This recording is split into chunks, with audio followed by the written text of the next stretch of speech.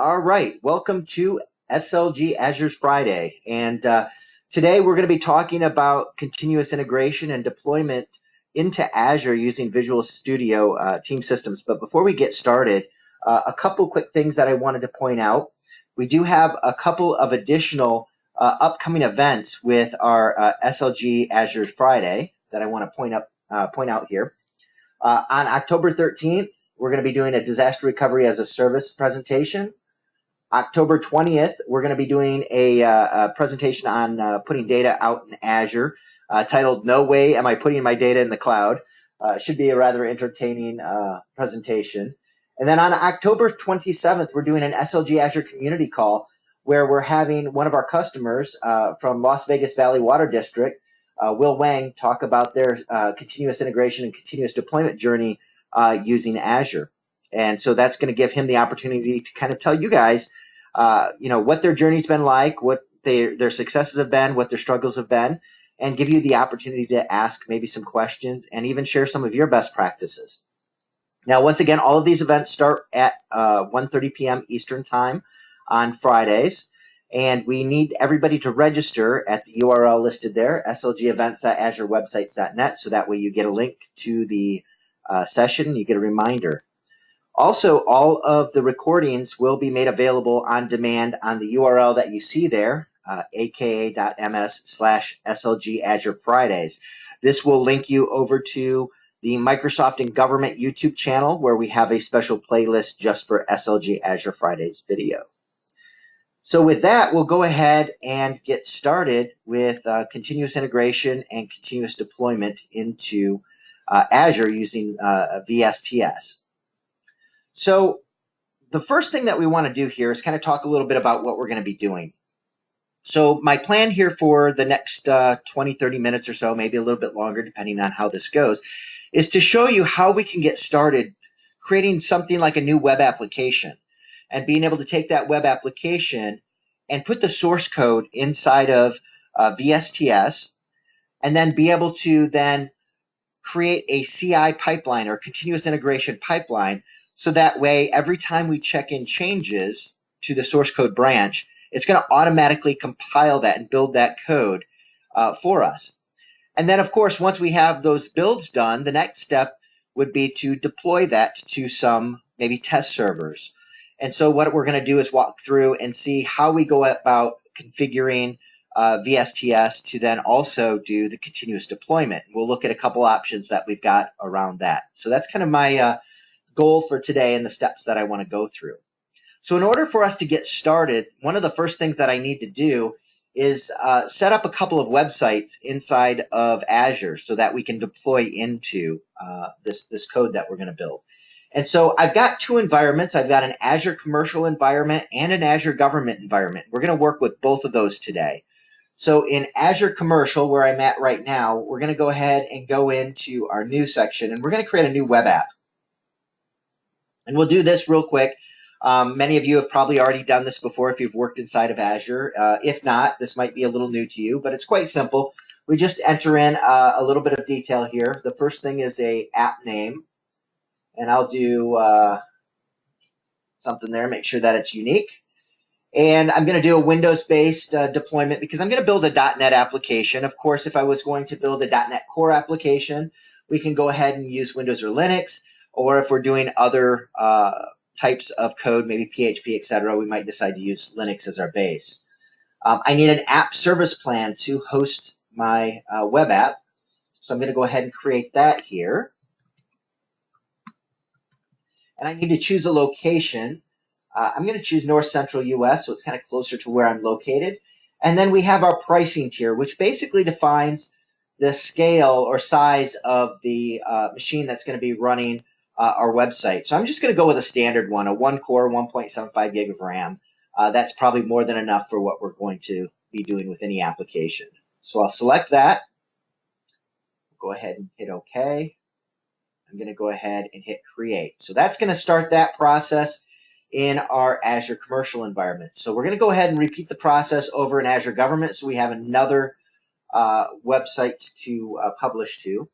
So now that I'm over here in the Azure Government dashboard for our Azure Government Portal. I'm going to go ahead and do the same thing, a new web app. And we'll go ahead and choose to create.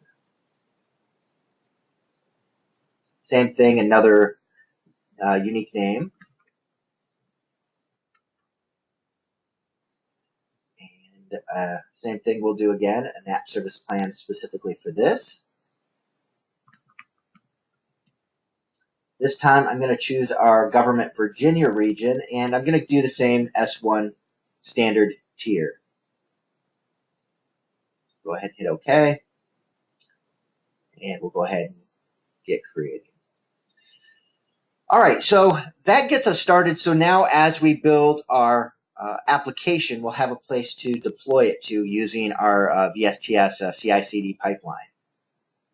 And we'll jump back here, and this is our commercial portal, and it shows that we've got a web app. So let me go to the resource. Let's just validate that the web app is up and running.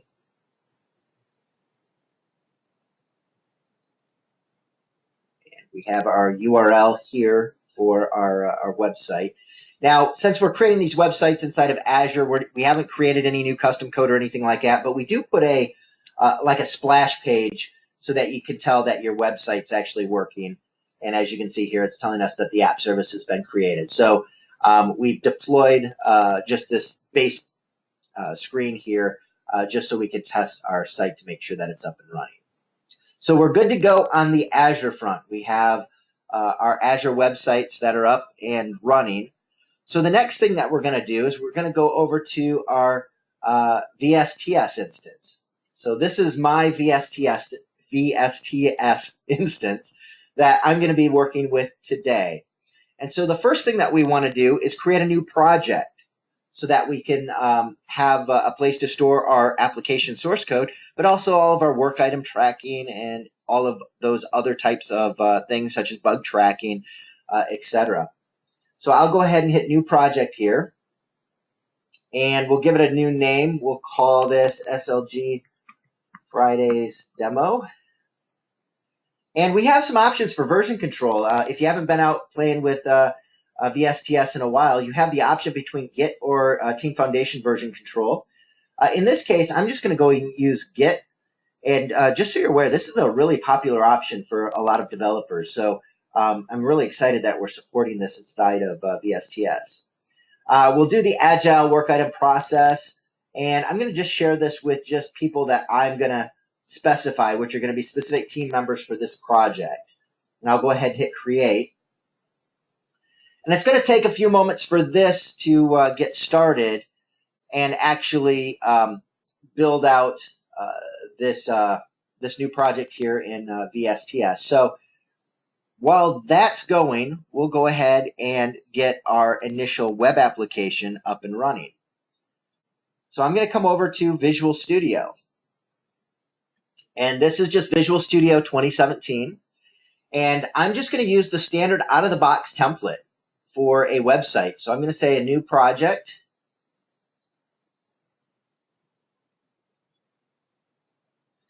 And we're going to just do a web app.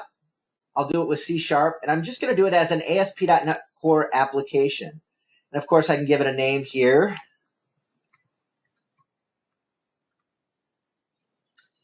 And go ahead and hit OK.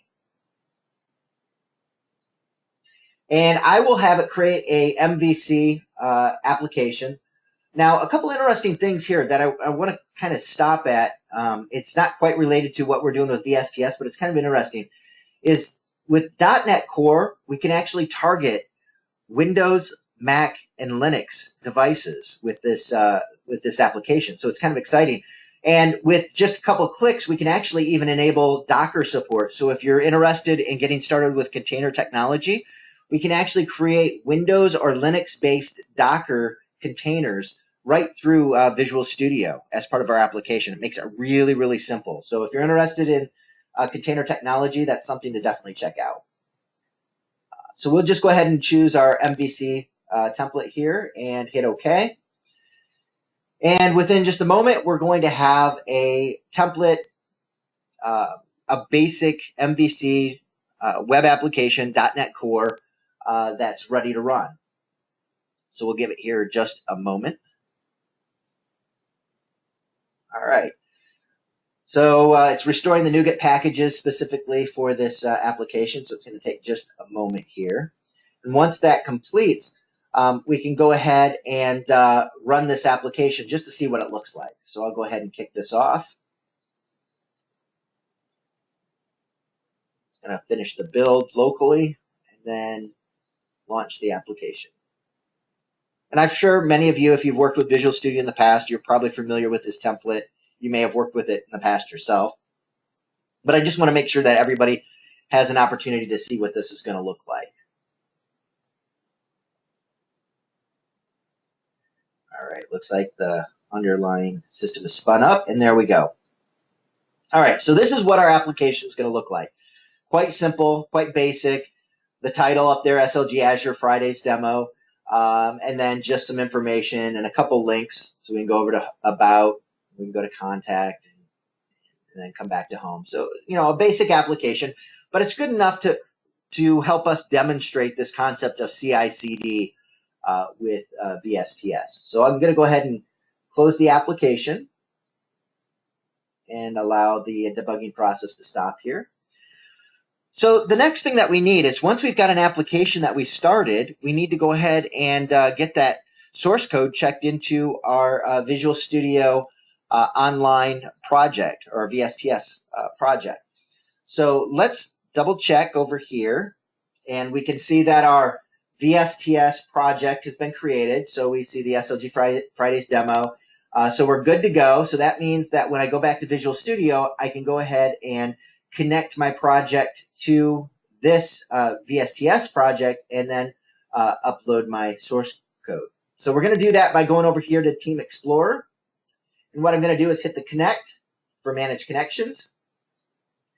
And what I'm going to do is say connect to a project.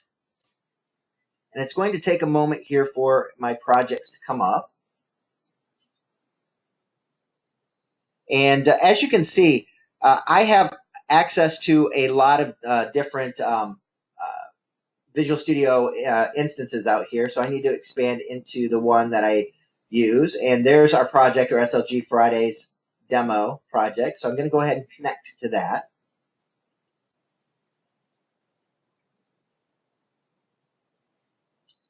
And so now I'm connected to the VSTS instance. And it gives us the ability to then go ahead and synchronize our code up to VSTS. So we can go ahead and get that checked in. So let me go back here.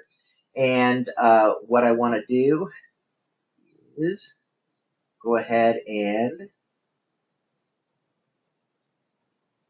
go back to my solution. Second here. Oh, looks like my solution closed. Let me go back into my solution. There we go. Back open. There we go. All right, so now back to Team Explorer. We go to sync. And now what it's asking is if I want to push this up to VSTS. Of course, I want to go ahead and publish this to my repo. And it's bringing down all of the stuff here. So it's taking just a second as it's communicating with my team site. So take just a moment here.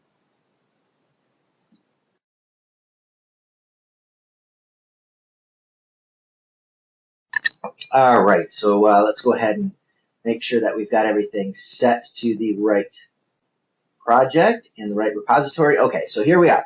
So we've got the team services domain, my project, and my repository. So I'm going to go ahead and publish that. And so now we're going ahead and we're pushing our code up into our VSTS instance. Okay. So if I minimize that and actually go over here to our VSTS instance and go to code, we now see that our source code is up here inside of VSTS. So we've now established our source control system with VSTS for our project, for our Visual Studio project. And we've also could now use VSTS, of course, for work item tracking and all of those items. Okay. So that's our first step, our first few steps. So we created a couple web apps inside of Azure Commercial and Azure Government. So ultimately we can publish our application to. We created a new project inside of VSTS. We created a new Visual Studio web project. And then what we did is we connected that project up to VSTS, and we went ahead and pushed up our code into the VSTS source code repository. So that's where we are at so far. So the next step that we need to do is inside of VSTS, whenever we're going to be working with remote endpoints, we actually need to register those endpoints. We call them service endpoints. So that way VSTS knows how to communicate to those other locations. Now, we don't necessarily need to do that for the build process, but when we get to the point of deployment, we have to be able to inform VSTS how to communicate to Azure Government and Azure Commercial. So let's go ahead and get that established so we have that out of the way. So what I'm going to do here is come to our settings, and I'm going to go to services. And then inside of services, you'll see here that we have the ability to create new service endpoints. And if I hit this new, a drop-down will show, and it'll ask what type of service endpoint do I want to create. And so you'll see there's lots of different types of connections that we can do out to Docker, GitHub, Kubernetes, Service Fabric. So lots of different connection endpoints that Visual Studio can work with. But what I'm concerned about is endpoints that allow me to deploy to Azure. So I'm going to use the Azure Resource Manager endpoint. So I'm going to choose this. And the first thing that's going to happen is that VSTS already knows that I'm logged in with certain credentials, and it's going to see what subscriptions I have available to me in Azure for those credentials. And so it brings those subscriptions back and shows it to me in this drop-down list. So the subscription that I'm going to be working with is my MSFT internal subscription here. And I'm going to go ahead and give this a connection name. And this one's going to be my Azure Commercial subscription. I'll go ahead and hit OK.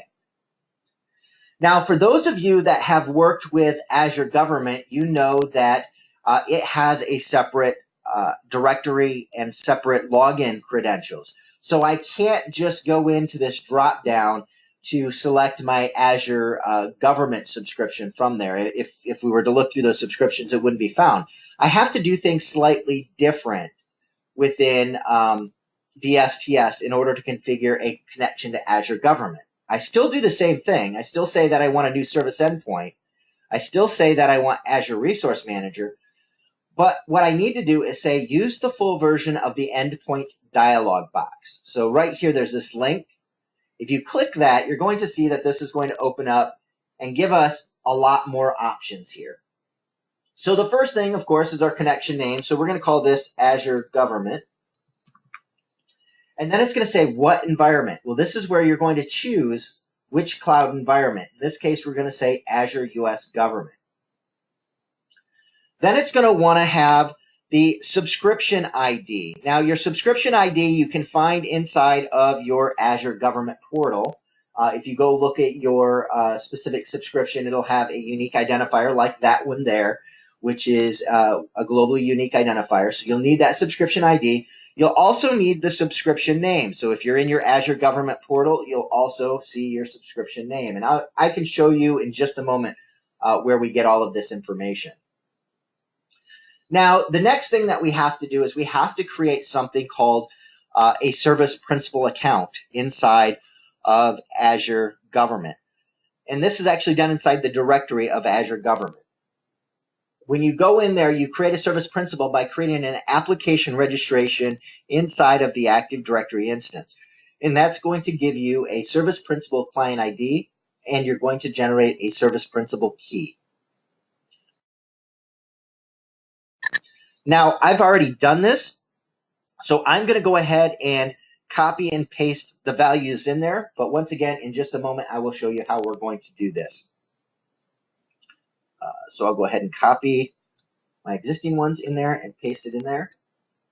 Now, you also have a tenant ID. A tenant ID uniquely identifies your Azure tenant. This can be received, or you can get this information in a couple different ways. One, you can actually find it in the Azure portal, although it's not the easiest place to find it. And a quick and easy way to find it is to use the PowerShell command login-Azure RM account. And that's going to give you the information about subscription and tenant ID, and then you can just copy and paste that value in there.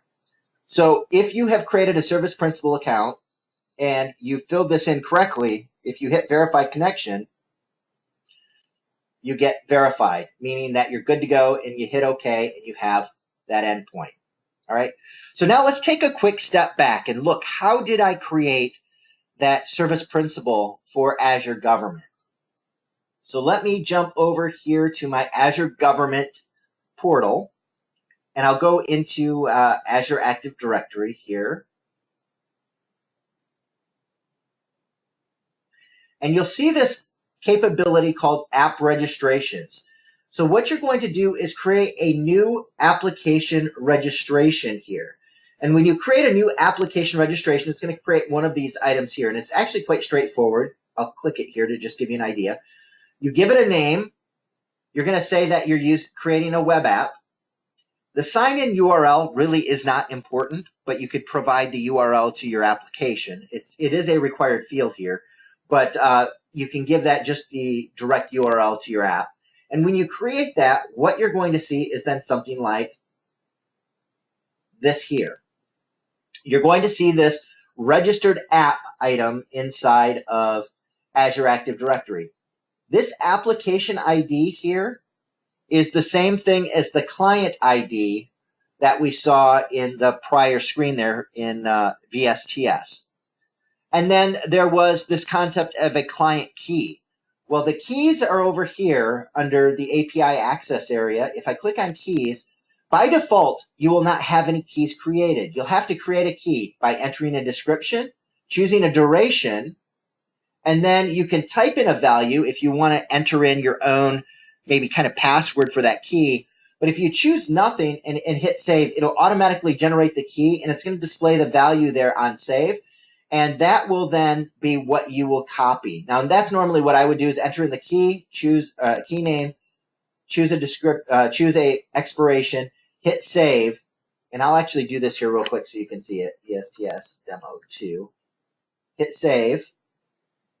And what's going to happen is you'll see that that shows up. Now, what you need to do, copy that and put that in a safe place immediately, because once you leave this blade here, that will not ever be able to be seen again.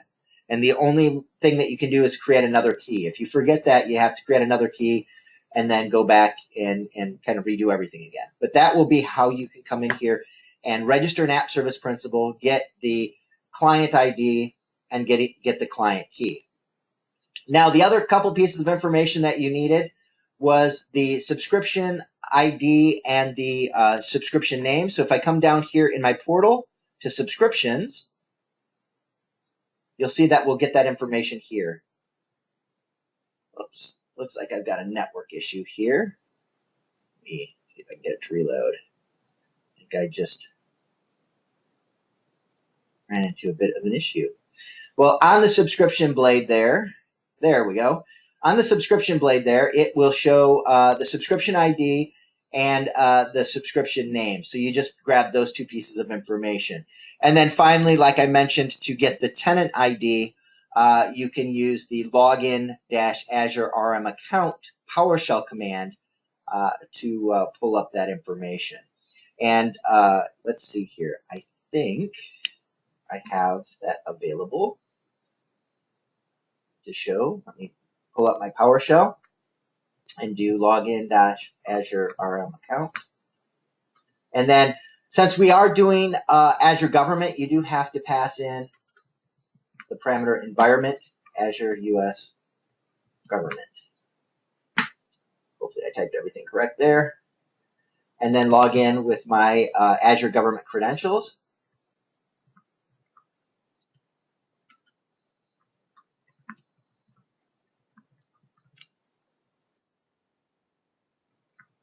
Hopefully I got my password right.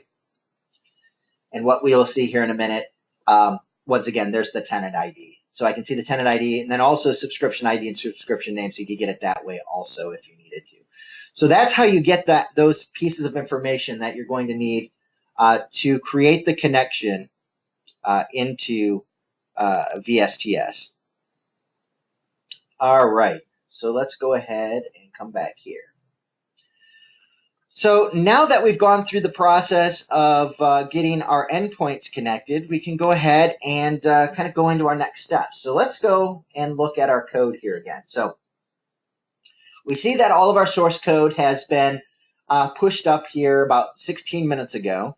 And the next step that we want to do is create a build pipeline to be able to build this code. So as you can see, while we're on the code, it's telling me, hey, why don't you set up a build? Why don't you automate the build process?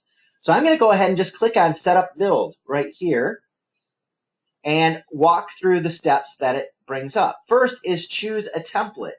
So what type of application are we building? So these templates are designed to automatically put the build steps in place so that we can grab the source code out of the source code repository and then be able to restore any packages and then be able to do the build process on the appropriate servers.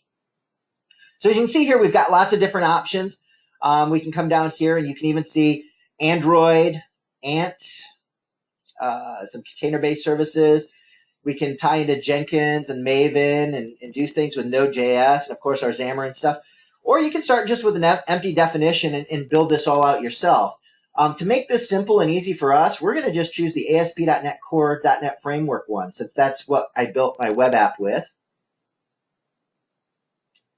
And you're going to see over here on the side all the different steps that it put in here saying that it's going to do in order to provide a complete build for this application. So the first thing here, though, is it is telling me that some settings need attention. And what this is asking for is the agent. So where are we going to do the build? So what's the build agent we're going to use? Now, you have the ability to use hosted agents, which are provided by Microsoft, or use agents that you have created yourself called private agents. And you can go ahead and actually take a server that you have, maybe on-prem or even in the cloud, put a build agent on it, and that way you could have a server that's customized with all the tools and stuff that you need for your specific builds if you have a very custom, specific way of doing builds.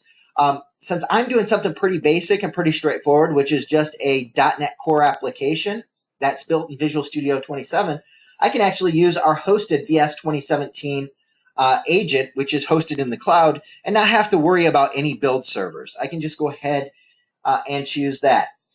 Everything else that's here actually does exactly what I need. I don't need to make any other changes. I can just hit Save and Queue. And what we're doing is saving our build pipeline. And then when I hit Queue, it's going to go ahead and begin to queue that build up. So if I come over here and look, you see that it shows that build has been queued and it gives it a unique number. If I click on that, I can see the details of the build process. So the first thing that's going to happen, of course, is it's going to wait for an available agent. Now, this can take a moment or two as VSTS requests access to an agent to be able to start doing the build. Now we can see that the agent has been selected and we are starting our build process. And so what you're going to see here is that it's grabbing the different components that it needs for all the different tasks. And all the tasks are set up there on the left now. You can see them all here. And you can see that it's grabbing certain version of NuGet. Now it's doing a NuGet restore. So it's restoring all the packages required for our application. And you can see all this here in the log window in real time. So this is a build that's happening in a server in the cloud that I didn't have to build. I don't have to manage. It's just available to me. So it makes it very, very convenient. And it's going to take a couple moments for this to build. I think the last time I did this, it was close to 2 minutes for the time for it to actually go out, grab the source code, do all the NuGet restores, do the builds, and then publish and clean up. And so we'll give it a few more moments here. Now, ultimately, what we're going to do with this is not make this a manual process. Of course, we could do this manually. We could come out here anytime we want to build and just say queue a build, and it would automatically go ahead and do a build. But what we want from a true DevOps perspective is we want whenever a developer feels that they've got code that's in good shape, they've locally tested it, and they've locally worked with it, and they feel that whatever feature or bug or whatever they were working on was good to go, they go ahead and check that code in. We want it so that when they check that code in, it immediately fires off a build, so we can validate that their change is integrated completely and cleanly with the rest of the code that other developers may have been working on and may have checked in. And so the nice thing about this is we will get notifications when the build completes, whether it was a successful build or whether the build failed. And of course, if the build fails, that gives you some information to go, beat on the developer that screwed up your build process, which everybody absolutely loves to do. And as a developer, you're usually embarrassed when you are the one that broke the build. In fact, some places that I used to work at before, we had a little trophy. If you broke the build, you got this nice little trophy that you got to hold on your desk until the next time somebody else broke the build. So so there we go. It's just a little over 2 minutes for this application to build. As you can see, shows that it built successfully. And so we know now that any changes that have been made are good to go, and that the application would be able to, in essence, at least function. Now, there might be some other, mistakes in the application that would cause the application to have exceptions, etc. But the idea is at least we know that the application successfully built with the code that was there. If I go back out to the build and release area here, we kind of get this high-level picture that shows us that this was successful in its build, and then we see the 7-day pass rate. So you actually see kind of a bar chart here of the history of the build, so you can see if they've been really successful or if they've been failing. All right, so let's go ahead and build. What we'll do is, instead of setting this up for CI already, let's go ahead and create a release definition. Then we'll come back and automate the whole pipeline. So let's go ahead over here to releases. And so what we're going to do is go ahead and create a new release definition. And so you see here that I have the ability to just click new definition. And the release definition is going to take the build, a successful build, and we're going to have it go ahead and deploy that out into Azure. So you see here, just like our build pipeline, our release pipeline has some templates pre-defined here that is basically your target locations. So as you can see here, we've got all different kinds of target locations that you can look at. So Kubernetes, regular IaaS, and of course Azure Service Fabric, Azure Web Apps. We're going to do an Azure App Service deployment. That's where we're going to deploy our web app into the existing app service that we had created earlier. So I'll go ahead and just choose that template.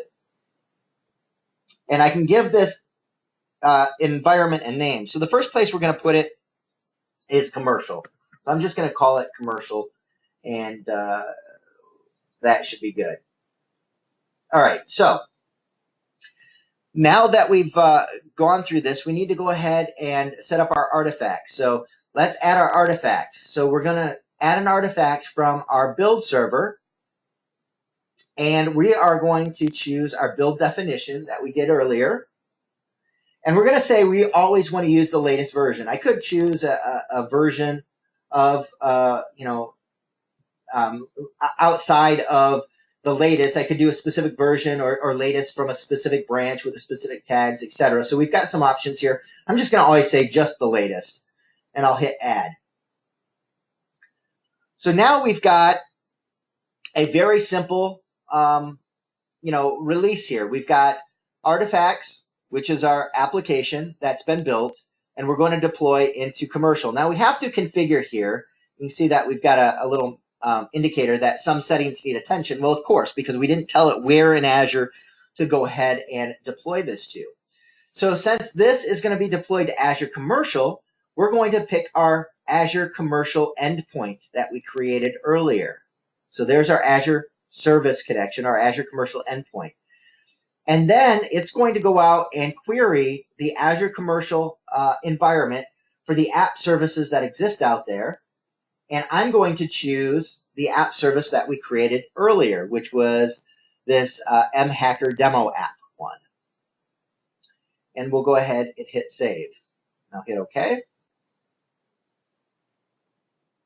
And that's really all there is to this to get all of this set up. So if we come back out here, whoops, let's see, did it not save? Save. Make sure that is saved all the way. All right, yep, there it goes. And so now what I could do is go back and I can look at my definitions. I could create additional definitions if I want, or I can go ahead and do a release. So let's go ahead and actually just take that build that we had already done and go ahead and release that out to our environment. So I'm going to go ahead and just queue this.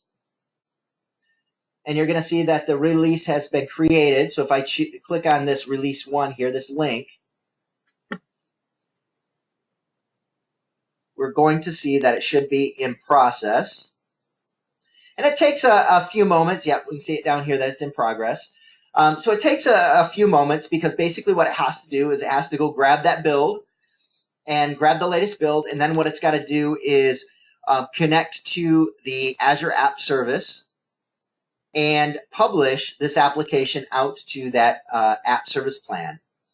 And once it completes, it's going to show that it completes here. And we will be able to then go out to that website that we created earlier where we just saw that splash screen and actually see that we have our new application published inside of Azure. And so this is pretty cool. I mean, so far we've built an application in Visual Studio. We've checked in the source code. We've done a build in the cloud. And now it just succeeded deploying that to Azure. And so I didn't have to do any manual steps of copying code around or anything like that. We fully deployed. So let's go back out here and let's see, I don't know if I've got all my links still out here. Yeah, so I'll go ahead and go back here. I'm going to click on the website link. Now, of course, being that this is .NET, the first time you hit a website that's .NET, it's got to spin things up in the background into process.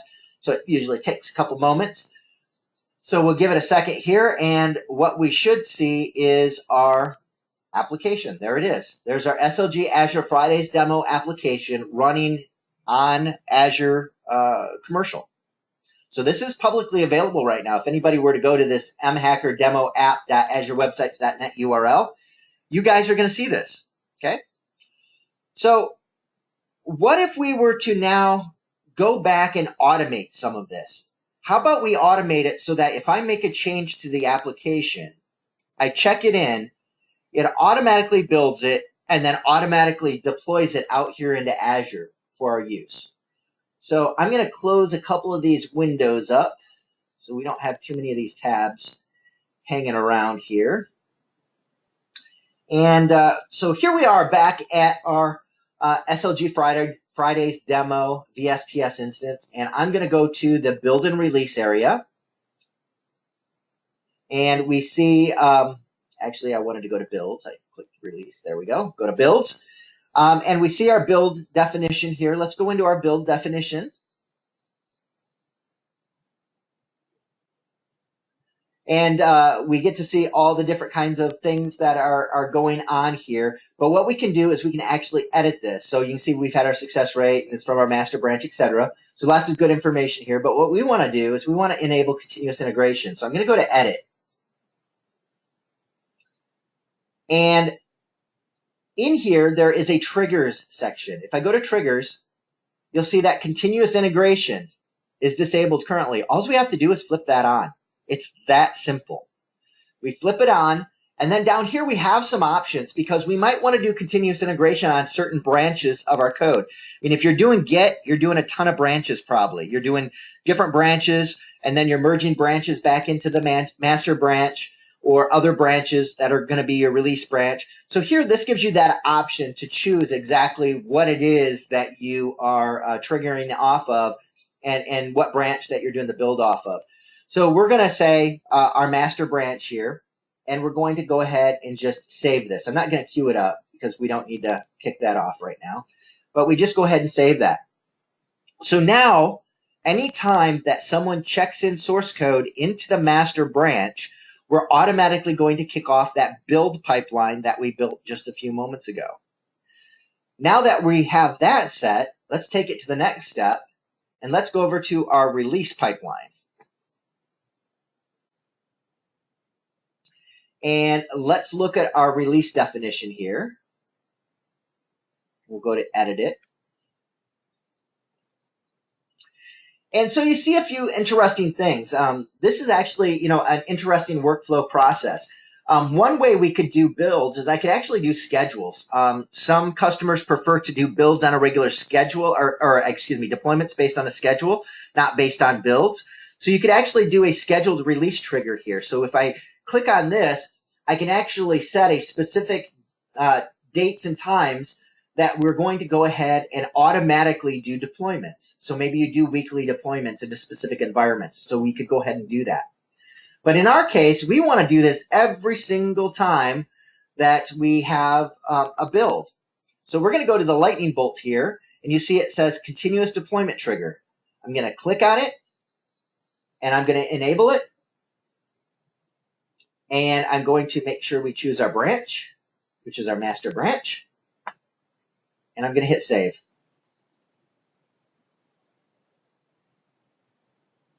That's all there was to it. So now you can see there's a check mark in the lightning bolt.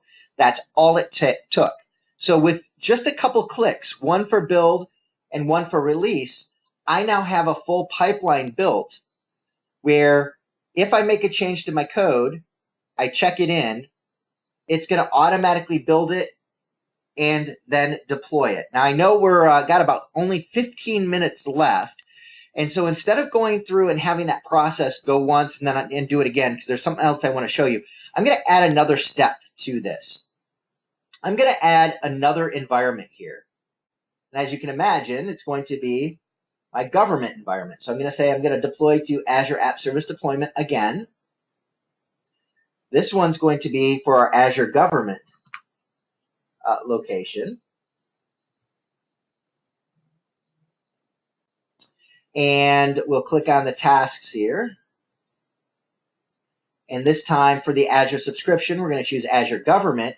And you're going to notice that when I do the app service drop down this time, it's going to just show me the app services in my Azure Government subscription. And there we go. So we'll go ahead and hit save.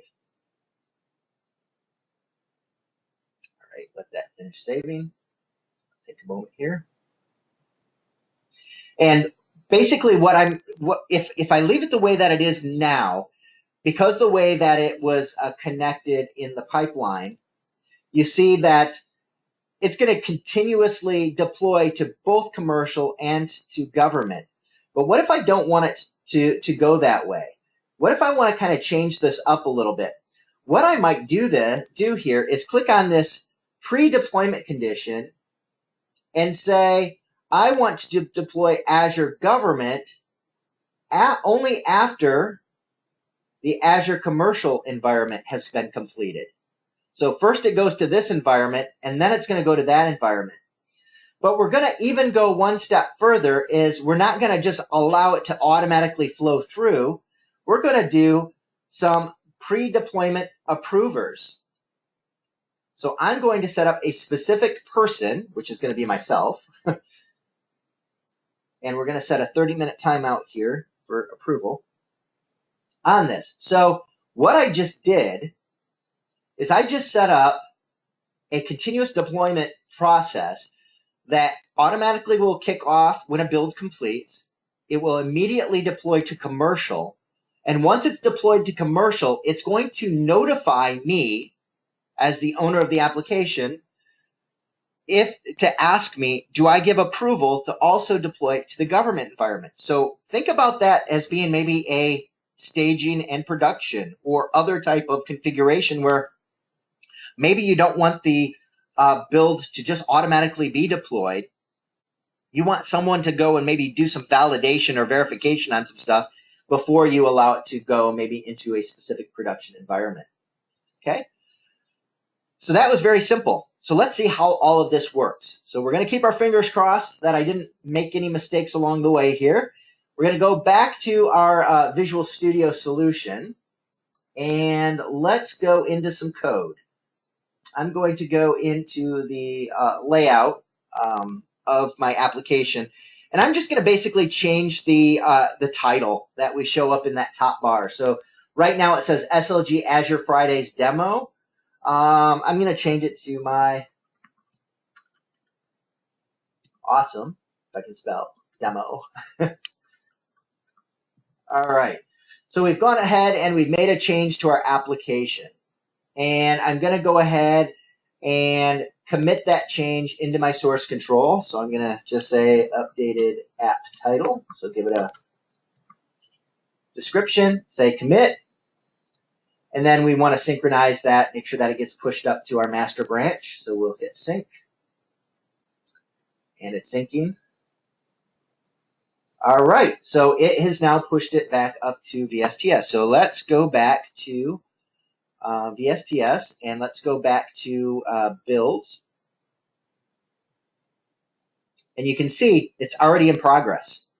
So we have a build that has already kicked off. So that quick, from the time that I clicked on check in to the time that a build has started, was that quick. So now if we go here, we can see that phase one has started. The build agent was just set up. It's going to go through the build process again, just like what we saw before. But this time, like I said, I didn't do anything except as a developer checking my code. I didn't have to do anything special. So we'll go ahead and let this run through. Once again, we should expect it to take roughly 2 minutes for it to complete. And of course, when you're doing a live demonstration, 2 minutes seems like an eternity. So hopefully all goes well here. But the idea here is to really think about your DevOps process, because during our last SLG Azure Fridays event, which was actually 2 weeks ago, we did the DevOps 101 discussion where Brian Spann really went through and talked about the different components of DevOps, the people, the process, and the tools.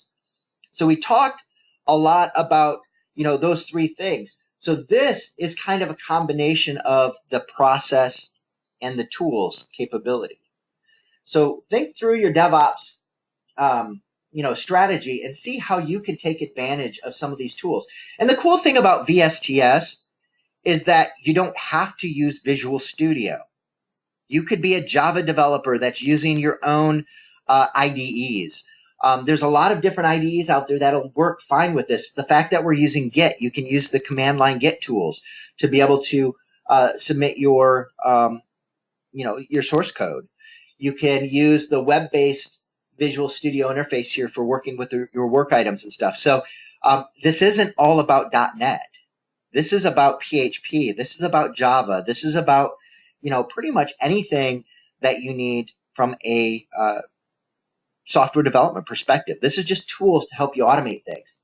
And the cool thing about VSTS, just in case folks aren't aware, you get the first 5 users for free.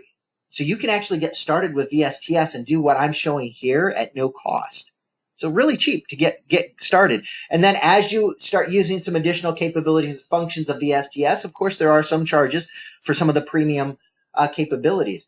If you've got MSDN licensed users, they are licensed to be able to use VSTS, of course, at no additional charge. So if you have questions about licensing VSTS, please reach out to your Microsoft account team, and they would be more than happy to walk through that with you and kind of look at what your license position is and how you could get started using this right away. All right, so our build succeeded. So now we should be into the release part. So if I come over here to releases, we should have seen that our release has started. And as you can see, release 2 has kicked off. And we've got 2 environments. The first environment is in process. The government one, not deployed. And there's a good reason, because we decided that we have to do commercial first, and then we have to ask for approval. Now, what I'm going to do here is I'm going to open up my email, and I'm going to, let me move this out of the way here, and I'm going to pop open an email that I received. come open. There we go. So this shows you that the automated build succeeded. So this is the build report that you're going to get. So when you have continuous integration set up and you do builds, you will get these build emails that will basically say the build completed successfully. So you'll know whether your build succeeded or failed. And then I will also receive emails when this this deployment completes and is available in commercial, and we're waiting for approval for government. So actually, I just got that approval. So the screen there hasn't fully updated yet, but you can see that deployment of release 2 to new release definition government is pending your approval, and view the approval. Well, before I do that, let's do this. Let's go out here to our Azure Commercial, because it should have deployed to Azure Commercial. So let's look at the Azure Commercial app. Give it a moment here. And there we go, my awesome demo. So the change that we made was automatically built and pushed out to our commercial environment. Now it's not in our government environment. Let me get back into my government portal here. I was logged out. And I go to my government web app. Let me go over here. And we'll look at our government web app. We'll see that we just have a splash screen here. We'll see that the app hasn't been deployed. So the app has not been deployed in government yet. It has only been deployed in commercial. So if we want to go ahead and get this deployed in government, we need to deal with that approval. So I'm going to go ahead and say view approval, and it's going to take me straight into Visual Studio, so VSTS, right to the approval location. And it's going to say a pre-deployment approval is pending for the government environment. Do I want to approve or reject? So I'll go ahead and click that. And here I can type comments if I'm going to reject it, that I don't like the build, something wasn't right, whatever. And if I hit reject, it will not deploy to the government environment. But I'll just say, looks good, and approve. And so now that I've approved, you're going to see this switch. There it goes immediately to in progress. And now it's going to push that same exact application out to our Azure Government App Service Plan. So what you got to see today is kind of this end-to-end experience where, through VSTS, we can have someone that's a project owner or administrator go in and create a build pipeline and create a deployment pipeline and enable continuous integration and enable continuous deployment and do things such as approvals. Have all of that built here in VSTS just through some very simple workflows. And your developers, all they have to do is do their normal work. Build great code, check it in, and that's it. Everything else is handled automatically. They don't have to worry about kicking off builds or notifying people to please go do a build to see if it worked. They don't have to worry about, from a deployment perspective, is this being deployed correctly? Is it being deployed in the correct environment? Are configuration settings being deployed properly? You can do all of those things through those build and release definitions. And that's one of the things that's really powerful about this, is that all of those are extremely customizable. This isn't a .NET thing. This is a developer thing. And so you have lots of flexibility to build out your pipelines. And to be honest with you, those out-of-the-box ones are great. And as you saw here, if I was just building a web app that's a .NET or .NET Core, or one of these other ones that we've got templates for, it's very quick to get up and running. But if you have a more complex build, this will support that, absolutely. But you're going to have to go into those templates, and you're going to have to modify the templates to do what you need them to do. And we could even do things such as kick off unit tests. We didn't even look at that here. We didn't have time for that today. But you would be able to do things as kicking off unit tests and then get those unit test reports back and then generate bug reports off of those unit tests back into VSTS. So we've got to see a lot today. My goal for this was to hopefully kind of get you guys a little excited about DevOps and what you can do from a continuous integration and continuous deployment perspective.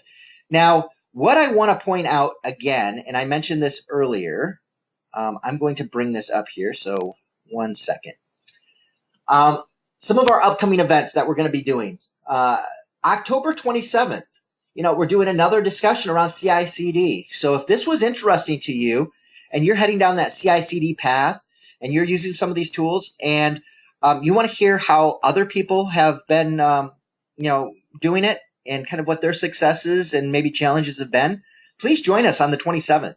Come out here and listen to Will Wang from the Las Vegas Water Valley District talk about their process and their journey, and be able to ask and interact with other people from our state and local government community. So we hope that you guys found this useful, and we really hope that you come back and spend some time with us next Friday when we do Disaster Recovery as a Service.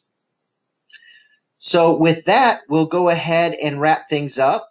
Let me look here. I don't see any additional questions or anything like that. So I want to thank everybody for being on here today. Hope you have a great afternoon and a great weekend, and we'll see you on another SLG Azure Fridays event.